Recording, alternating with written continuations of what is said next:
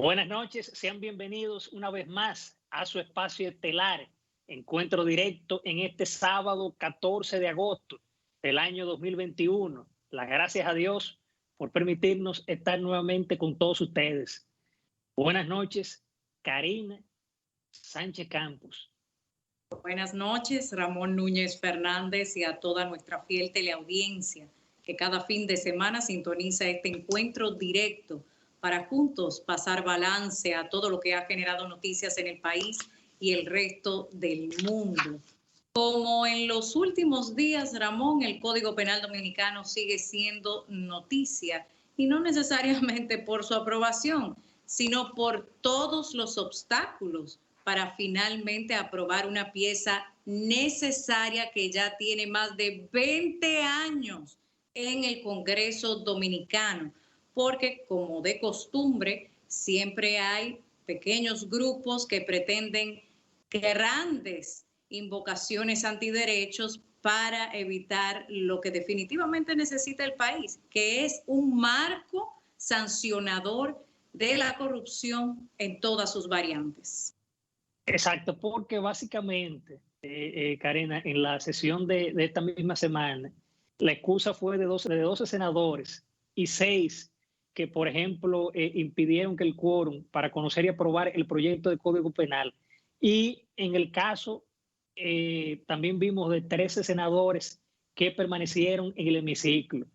Y aunque básicamente muchos de ellos alegan que este proyecto de ley tiene, por ejemplo, muchas fallas, de que se discutió, por ejemplo, un año en la Cámara de Diputados. Lo cierto, Karina, es que detrás de todo esto está el tema también de muchos senadores que apuestan con el caso de las 3 causales. El proyecto básicamente, como va, se va básicamente a perimir, reintroducido y vuelto a discutir, pero debemos señalar, Karina, que esto se podrá discutir muchísimas veces, pero no podrán imponer al final ese tema del aborto, porque lo principal en este caso es que siempre estemos a favor de la vida, ya que este es un proyecto que choca con el artículo 38 de la Constitución, que establece el respeto a la vida, que es de la concepción hasta la muerte. Además de llover sobre mojado contra una serie de articulados constitucionales como el 39 también, sobre el derecho a la igualdad, porque además de las 3 causales pretendidas, otro ingrediente, que es el de la preferencia sexual, se cuela dentro de los intereses que boicotean la esperada aprobación del Código Penal Dominicano. La actual legislatura concluye el 15 de agosto a la medianoche. De antemano negarse a hacer el trabajo por el cual se le paga y tienen el sagrado deber a través de la representación de sus demarcaciones y provincias es un atentado a la democracia y a la institucionalidad. Es una vergüenza nacional que ante posiciones particulares se sacrifique lo colectivo. No puede haber ley alguna que entre en conflicto con la ley sobre toda ley. Ese derecho a la vida desde la concepción choca de frente con 3 causales que por demás han sido abordadas sin que haga conflicto con la Constitución, pero igual se pretendió incluir la discriminación por preferencia sexual, que como bien abordábamos la semana pasada, Ramón, tampoco tiene razón de ser, porque sería hacer de la sociedad pública participar de algo íntimo y privado de las personas que estén involucradas en una relación privada, sexual. De manera que son estas alternativas que no tienen fundamento las que se proponen como las nuevas trabas para no aprobar un Código Penal Dominicano ajustado a un parámetro de consecuencias, sobre todo, Ramón, con la impunidad y la corrupción. Y esa es la realidad. un puñado de senadores que se niegan a aprobar una pieza que ya está más que debatida, porque primero tiene más de 20 años en el Congreso, además de pasar prácticamente un año en la Cámara Baja, escuchando a todos y cada uno de los sectores que pudieran tener algo que aportar u observar. De manera que con ese informe especial que tan solo requería votación, como todo demócrata, estar de acuerdo o no, a eso se negaron ese puñado de senadores a votar una pieza, levantar su mano o no hacerlo a través de la votación, pero no por esto detener el curso necesario de una pieza legislativa de esta magnitud. A fin de cuentas, este nuevo escollo en la forma es viejo en el fondo. La imposición de una agenda foránea contraria a las expectativas del pueblo dominicano. Exacto. Mira, por otra parte, Karina, haciendo un balance, ya el gobierno del presidente de la República, Luis Abinader Corona, llega a su primer año. Es decir, justamente arribó y con retos superados en materias económicas, de salud, justicia y turismo, que han servido de contrapeso ante el incremento de 47.446.6 millones de la deuda pública y los ruidos de algunos de sus colaboradores. Por ejemplo, a junio pasado, la deuda del sector público no financiero de la República Dominicana equivalía al 54% del Producto Interno Bruto, influida por la crisis de ingresos fiscales que ha provocado la pandemia del COVID-19. Él le queda enfrentar muchísimas cosas por delante, pero específicamente el tema de la pandemia, que va a seguir batallando con eso en lo que queda en los años posteriores.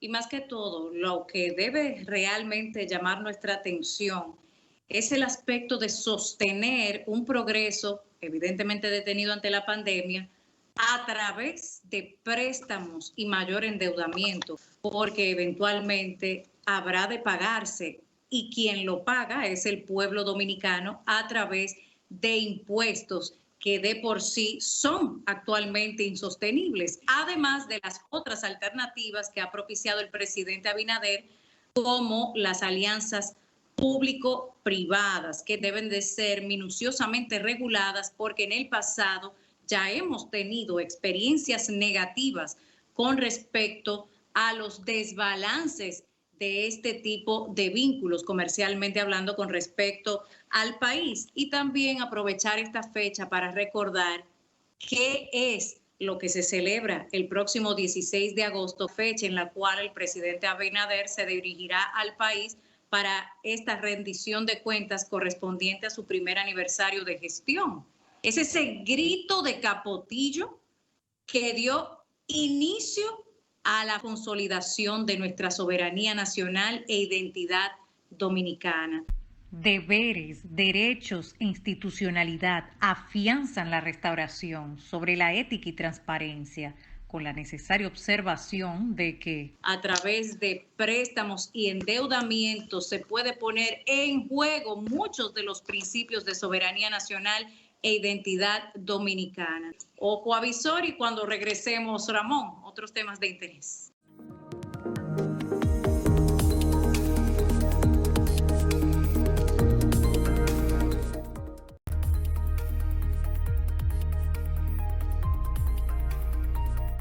De regreso con Encuentro Directo, nos referimos, Ramón, a la tormenta tropical Fred y esas consecuencias que, aunque parece increíble, siguen repitiéndose una vez más. Primero, porque muchas veces las partes que tienen que ver con el tendido eléctrico se ven gravemente afectadas porque no están necesariamente en las condiciones para resistir fuertes vientos y aguaceros como los que esta semana estuvo padeciendo la República Dominicana, aunque esto no afectó el desarrollo normal de las presas en nuestro país, pero sí se pudo palpar incluso un factor muy peligroso, la saturación de los suelos con deslaves importantes e incluso carreteras principales gravemente afectadas una de las imágenes más impactantes, una enorme patana de combustibles prácticamente tragada por el pavimento, por ese hundimiento, producto de la saturación de los suelos del agua que trajo la tormenta Fred. Exacto, ¿no? Y justamente, Karina, este paso de la tormenta tropical Fred, que pudiéramos decir que fue una tormenta que fue prácticamente de paso, porque gracias a Dios no se convirtió en un ciclón, pero esto refleja, Karina y amables televidentes, nuestras debilidades, por ejemplo, con el tema de las estructuras, porque vimos, por ejemplo, avenidas y calles inundadas, porque carecemos básicamente de lo que llamamos el drenaje pluvial adecuado, y el que contamos son básicamente con invernales, con filtrantes que se llenan de basura y vasos plásticos, básicamente por la requerida limpieza. Vimos que se cayeron alambres del tendido eléctrico, muchos hogares sin energía, pero Fred reveló lo que temíamos, que era el caso de que tenemos que corregir lo que son las debilidades estructurales, porque suerte que esto no pasó como un ciclón, porque obviamente, a pesar de que fue una tormenta, causó mucho daño y mucha inundación, principalmente en esos hogares que están cerca de ríos, arroyos y cañadas. Vimos también muchísimas calles que fueron inundadas, más el caos del tránsito, porque a pesar de todo eso, muchas instituciones trabajaron como de manera normal hasta el mediodía. Vimos entaponamientos, también fallos en la energía eléctrica. Es decir, fue un conjunto de muchas cosas que ocurrieron el miércoles pasado. Fuertes lluvias y vientos que provocaron daños, aunque solo materiales. Sin embargo, en ese mismo tenor, afectó a 33 circuitos eléctricos, además de 26 acueductos a su paso por el país.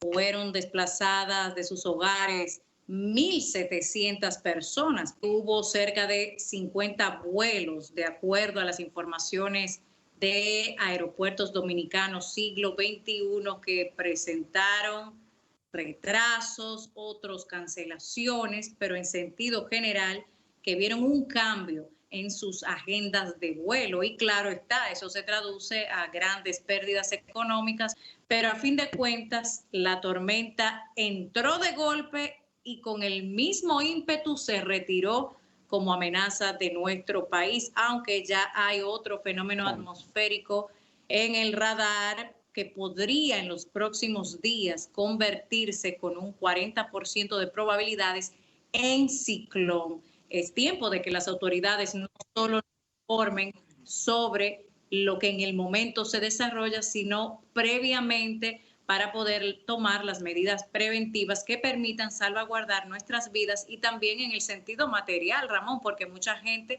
no quiere desplazarse por temor a que sus ajuares se vean afectados o totalmente perdidos.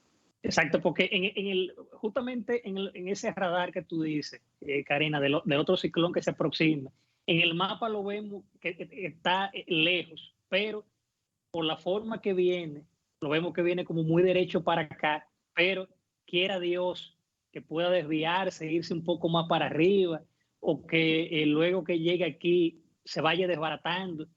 Pero lo cierto es que otro golpe de otra tormenta sería muy fuerte.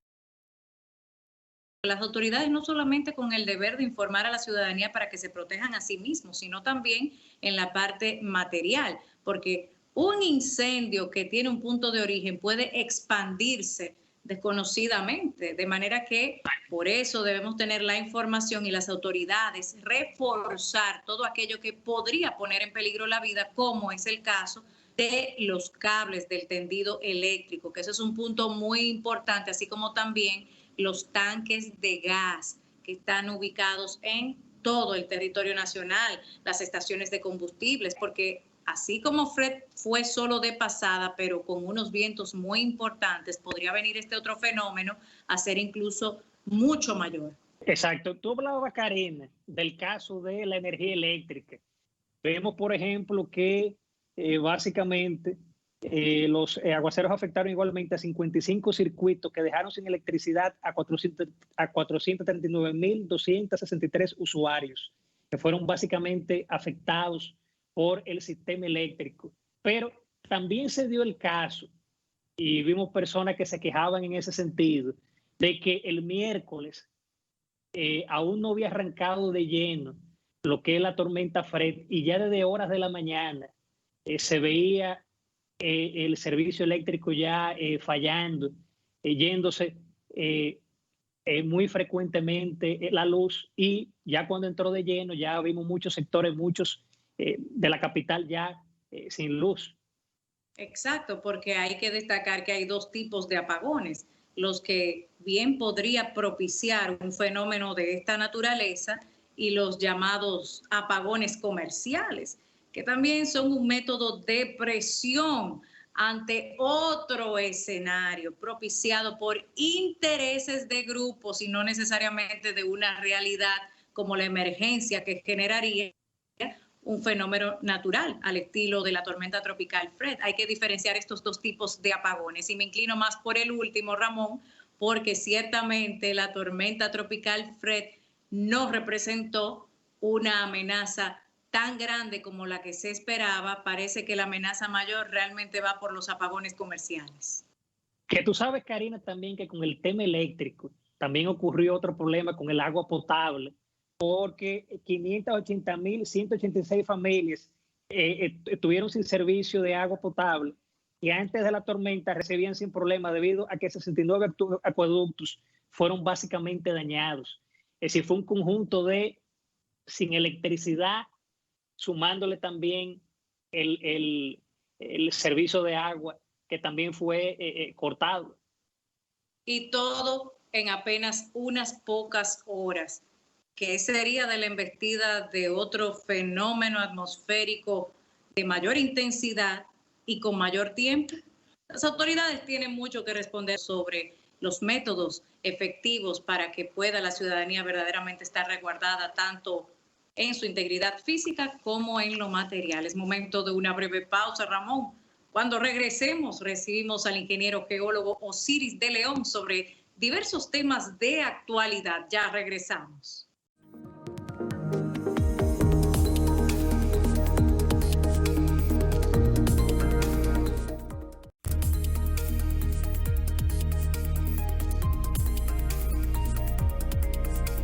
Y bien, amables televidentes, en la entrevista estelar de Encuentro Directo nos honra con su participación la noche de este sábado el ingeniero Osiris de León, geólogo, ambientalista, comunicador y gran amigo.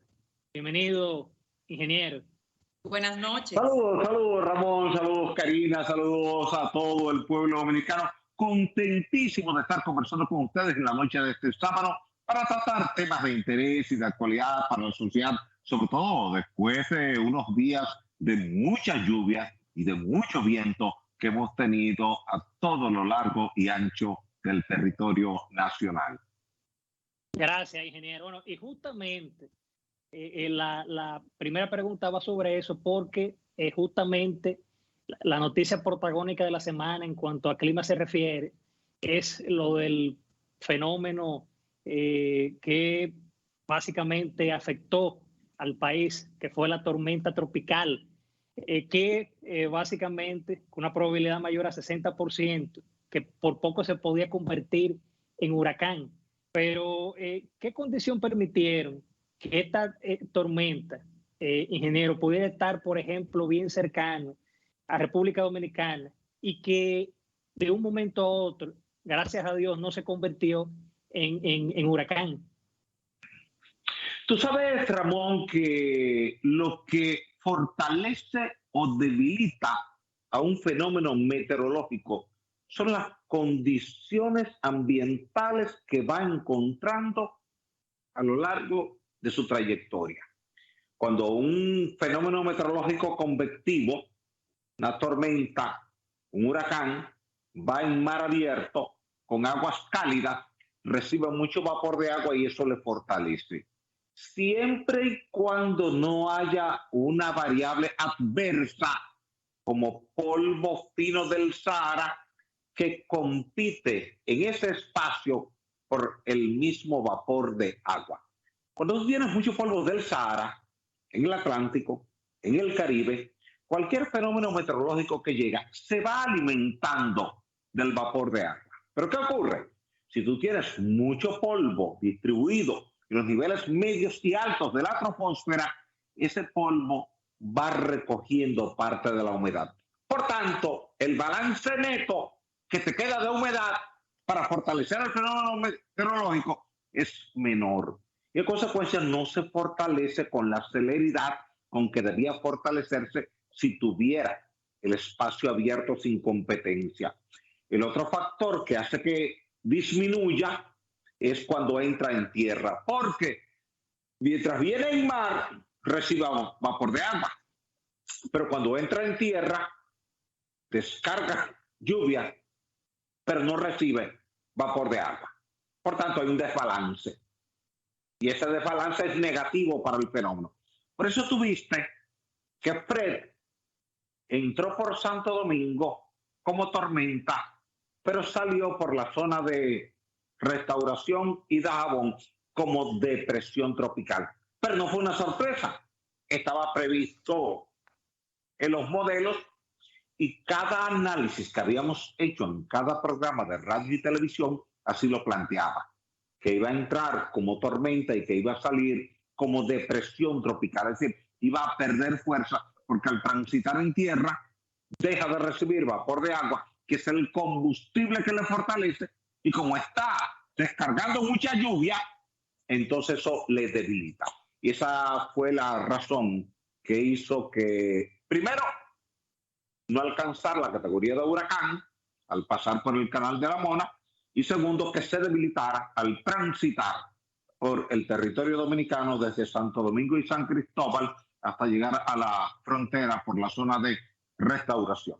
Ahora bien, ingeniero, pasemos balance a las fallas geológicas. En República Dominicana, aproximadamente cada siglo, se espera un movimiento telúrico importante para que pueda la Tierra emanar toda esa energía concentrada. Sin embargo, este fenómeno en cuestión tiene muchos años de retraso. Cuando se dé el fenómeno, eventualmente implicaría tal vez una magnitud mayor, o qué tipo de fenómeno paralelo acarrearía esta consecuencia. Es así, Karina. Mira, donde hubo terremotos en el pasado, habrá terremotos en el futuro. Y para que se repita ese futuro terremoto, tú necesitas que se acumula de nuevo energía elástica en la zona de interacción entre dos placas tectónicas, deforma la roca, la pliega, y cuando supera el límite de rotura, la roca rompe, y ahí es cuando se produce el terremoto. Por tanto, tú necesitas un tiempo para que la roca se deforme, se pliegue y se rompa.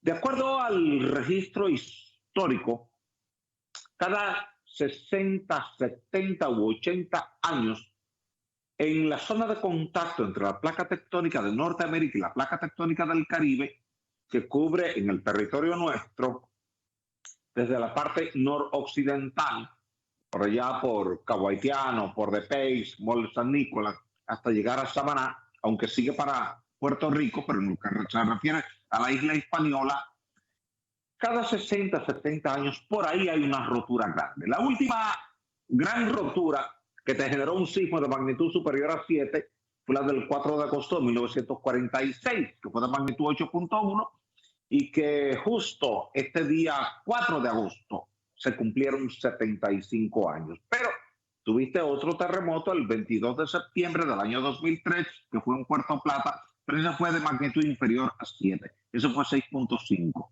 Quiere decir que ese por el momento no lo consideramos. Vámonos a los que son de magnitud superior a 7.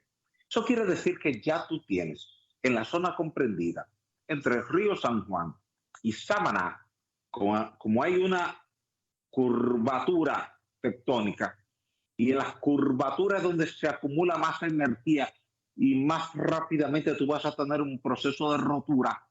Ya ahí tú tienes 75 años sin una rotura mayor, lo que quiere decir que hay suficiente energía elástica para producir un gran terremoto de magnitud superior a 7 en esa zona. Y lo mejor que tú haces como sociedad es orientar a la comunidad y enseñarles qué hacer antes, durante y después de un evento sísmico para que esa gente esté debidamente preparada para cuando llegue un evento, porque va a llegar. Es cuestión de cuándo va a llegar, pero sí va a llegar. Ingeniero, ¿y qué debemos esperar a partir de ahora en el resto de la temporada ciclónica? Porque también vemos el caso de que si bien esta tormenta afectó en muchos sectores de la capital, vemos el otro lado también del beneficio en cuanto a la tanta agua para las presas en sentido general. Es decir, su opinión al respecto sobre esto. Mira, esta es la sexta tormenta nombrada en la cuenca del Atlántico y tú estás todavía en la primera mitad de agosto. El periodo crítico acá en el Atlántico y el Caribe es desde la segunda mitad de agosto hasta completar la primera mitad de octubre. Ahí es donde tú tienes el pico gráfico, donde históricamente se han producido la mayor cantidad de fenómenos meteorológicos en nuestra región. Recuerda que San Zenón vino en septiembre, David vino 31 de agosto y 1 de septiembre, George vino 22 de septiembre, cuando tuviste a Irma y a María, que han sido las más terribles amenazas cercanas que hemos tenido y que por suerte solo nos han tocado de manera tangencial, pero que otras islas del Caribe no tuvieron la misma suerte, como el caso de Puerto Rico con María, o como el caso de otras islas del arco de las Antillas Menores con Irma. Irma desarrolló vientos máximos sostenidos de 300 kilómetros por hora y pudo habernos impactado a nosotros en Higüey, toda la zona de Punta Cana, Bávaro, Miche, Sabana la Mar, Sabana. Por suerte, en último momento se desvió un poquito.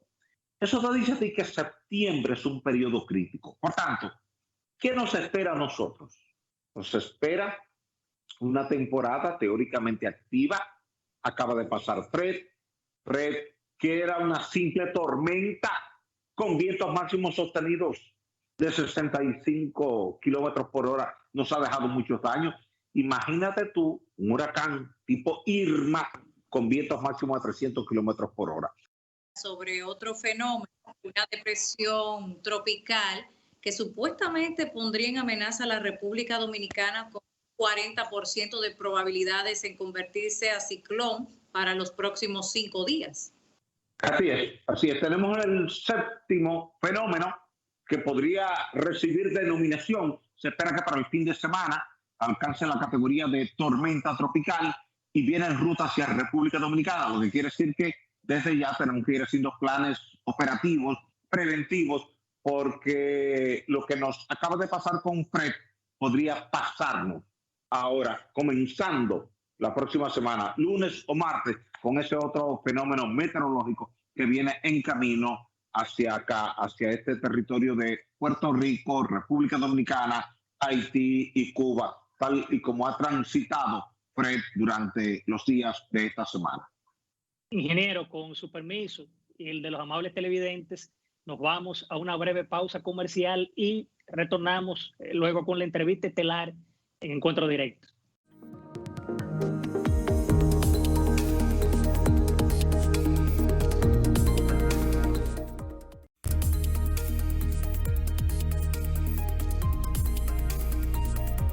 Continuamos nuestro encuentro directo junto al ingeniero geólogo Osiris de León.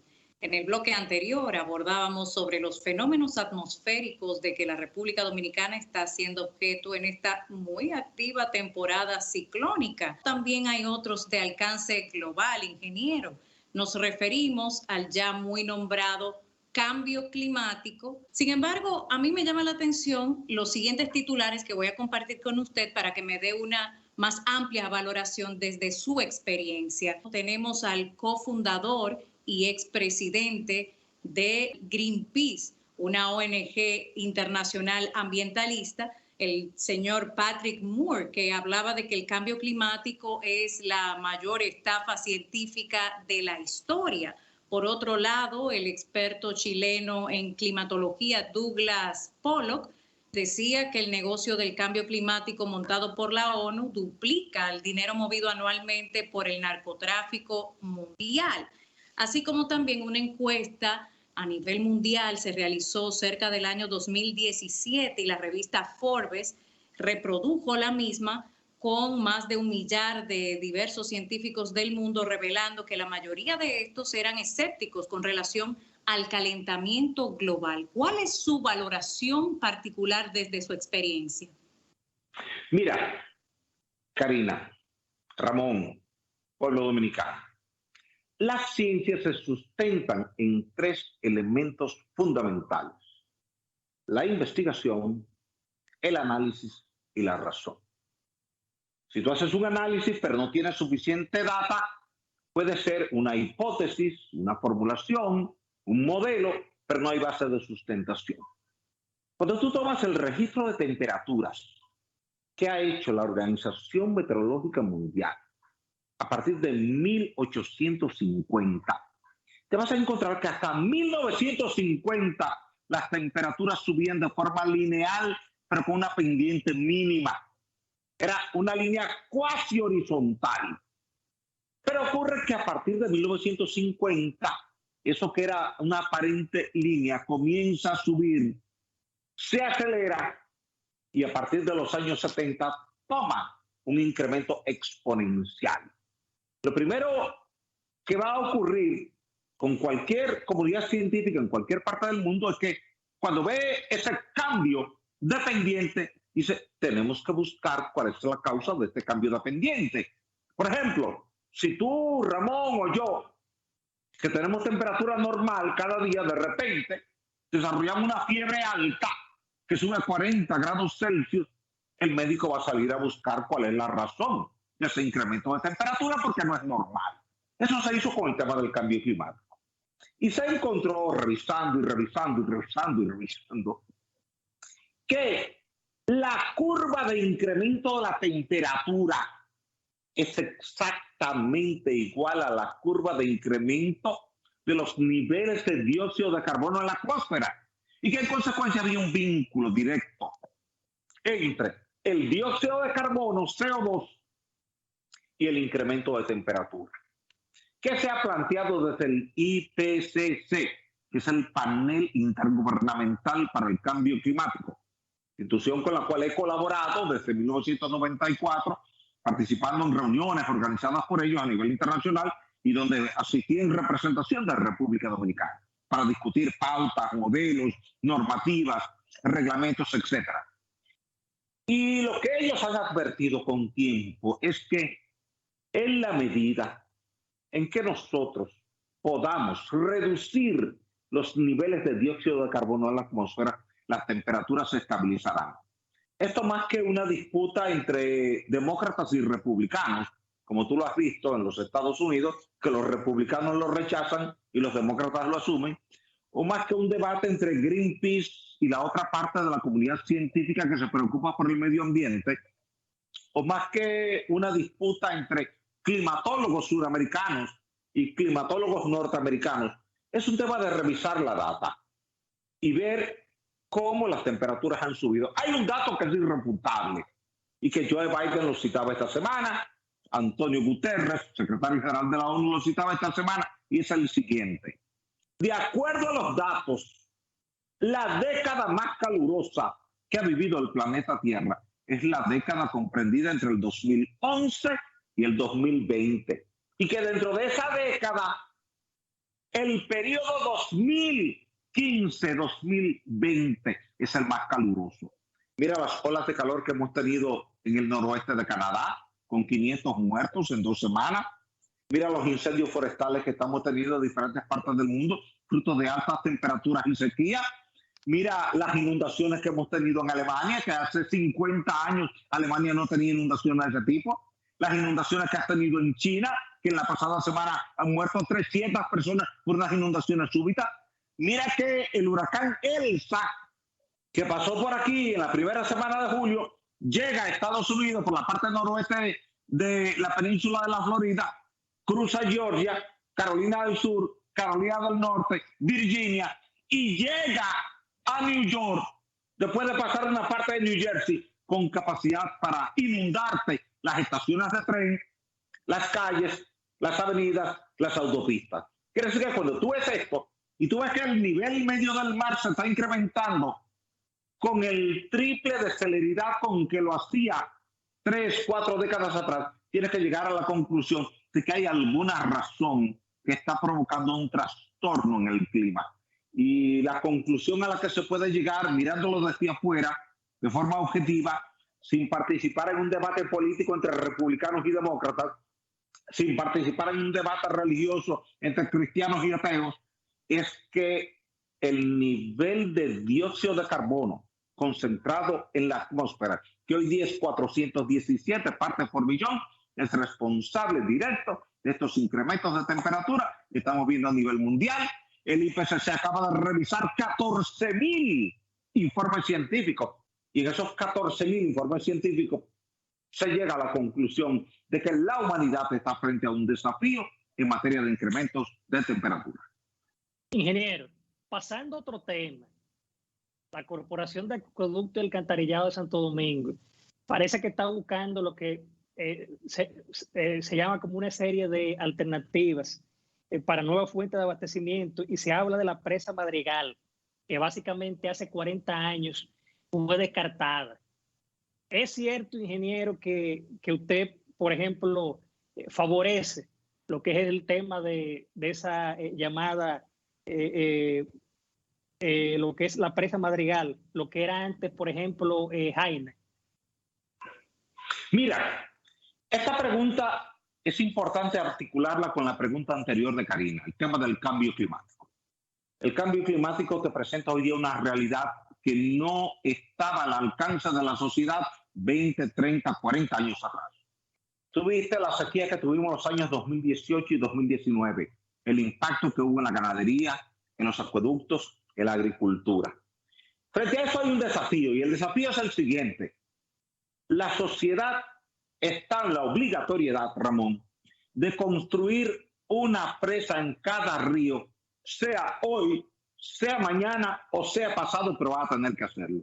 Si tú tomas las 34 presas que están construidas en el país y las que están en proceso de construcción, que es Monte Grande, y tú las sacas de la ecuación de la agricultura y del urbanismo en materia de suministro de agua, tú tendrías un caos en la sociedad.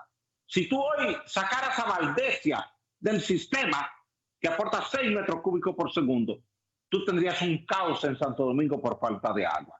Si tú dejas de operar a Tavera, Santiago se queda sin los 125 millones de galones de agua que recibe cada día, y Moca se quedaría sin los 25 millones de galones de agua que recibe. Por tanto, como Santo Domingo recibe cada día 420 millones de galones de agua y ya no son suficientes para una población que supera los 3.5 millones de habitantes, la CAS está obligada, no es que quiera, es que está obligada a traer agua del río Jaina, del río Nizao, del río Osama, del río Isabela, de los campos de pozos, donde encuentre, porque Santo Domingo, por ser el gran centro de producción, atrae a la población de todas partes del país.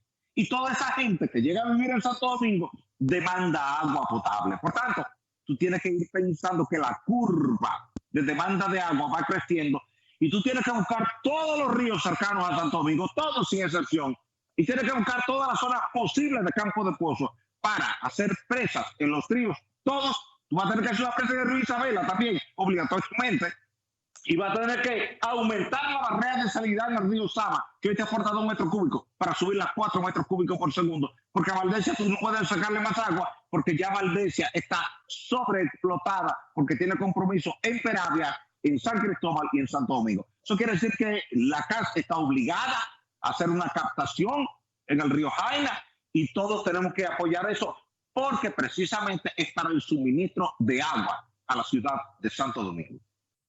Ingeniero, usted refería que El dióxido de carbono concentrado en la atmósfera sería el responsable del incremento de las temperaturas y con esto el cambio climático. Sin embargo, hay un estudio publicado en la revista Nature que refiere que entre una cuarta parte y la mitad de las zonas con vegetación de la Tierra ha mostrado un intenso proceso de reverdecimiento durante los últimos 35 años debido en gran parte al aumento de los niveles del dióxido de carbono atmosférico. Y dice específicamente dentro de las conclusiones del referido estudio que la fertilización carbónica explica el 70% del efecto de reverdecimiento que está produciendo en el mundo, según ha explicado el señor Ranga Mineni, profesor en el Departamento de Tierra y Medio Ambiente de la Universidad de Boston, uno de los autores de este estudio.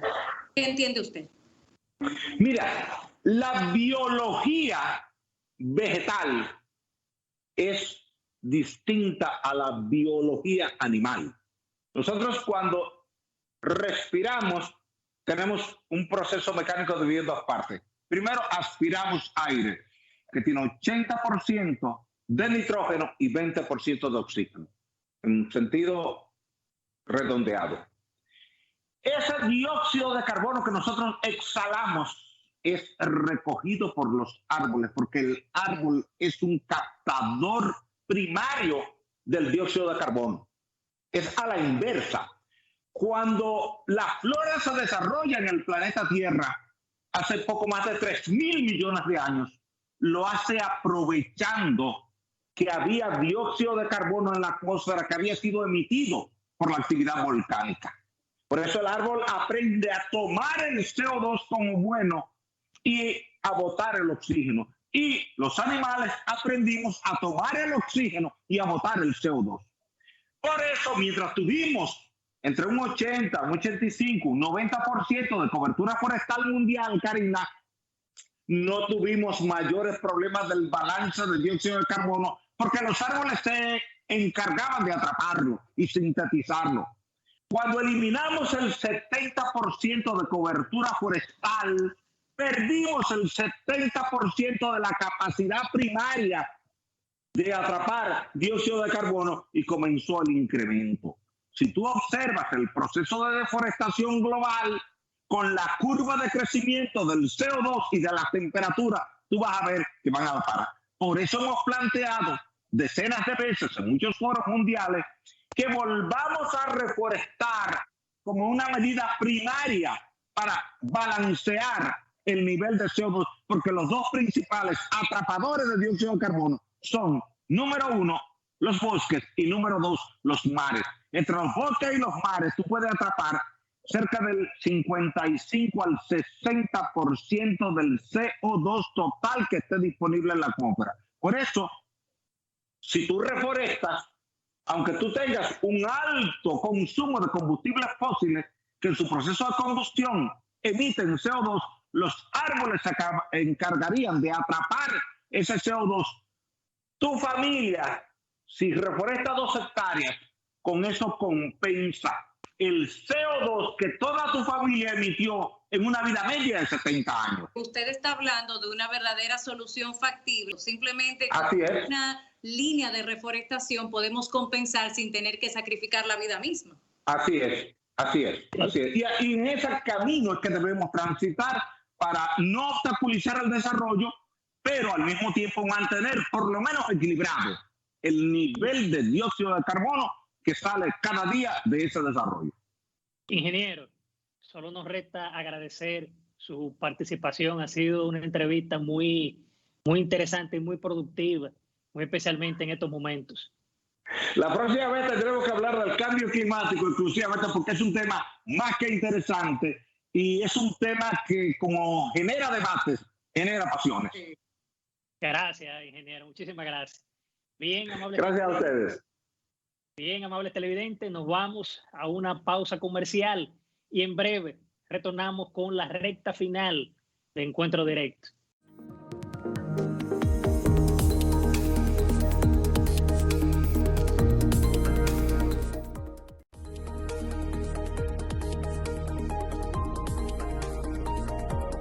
Siendo el cerebro un órgano electroquímico, regula el comportamiento humano desde la memoria y las emociones hasta procesar la información que recibe a través de los sentidos. Es como un transmisor de radio que emite señales eléctricas de onda medibles. Si todas nuestras células nerviosas o neuronas se activaran al mismo tiempo, podríamos obtener la energía para encender un bombillo o que se nos prenda el bombillo.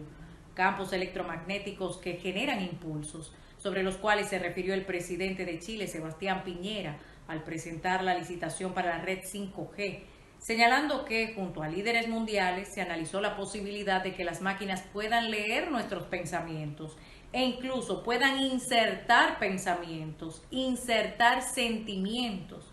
Y una de las preocupaciones que analizamos fue que no basta con proteger los datos. Tenemos que pensar también en cómo vamos a proteger nuestra conciencia, nuestra intimidad. O sea, vender la primogenitura de nuestra dignidad y condición humana por un plato de lentejas. Habría que también preguntarse en ese sentido si el alfabeto griego, con más de una veintena de letras, sería suficiente para las cepas que hasta ahora han mutado coincidencialmente con nombres de las ondas cerebrales.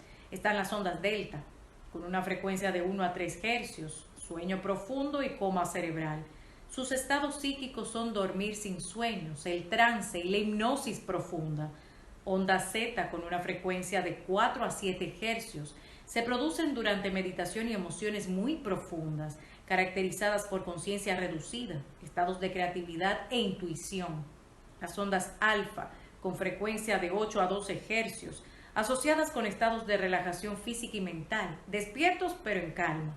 Demasiado tiempo en ondas alfa nos impediría poder centrar la atención o incluso sentirnos con muy pocas fuerzas para realizar una tarea. Las ondas beta originan un campo electromagnético con frecuencia entre 13 y 30 hercios, vibraciones por segundo. Se registran cuando la persona se encuentra despierta, consciente, en plena actividad mental. Y las ondas gamma, con una frecuencia extremadamente rápida de 25 a 100 hercios, originada en el tálamo, se relaciona con tareas de alto procesamiento cognitivo, nuestro estilo de aprendizaje, capacidad de asentar información nueva, nuestros sentidos y percepciones, atención muy alta, estado de alerta. Las ondas cerebrales trabajan casi como notas musicales, según la partitura y quien tenga la batuta para indicar el compás.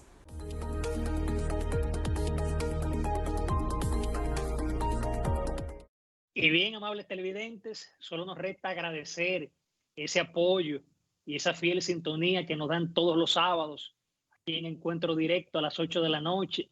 Recordarles que nos pueden seguir en las redes sociales, Instagram, Twitter y el canal de YouTube. Suscríbanse al canal de YouTube del programa y así podrá ver este y los anteriores. Para concluir, reflexionamos con el historiador romano Tito Livio. La verdad puede eclipsarse, pero no extinguirse. Que tengan todos feliz fin de semana.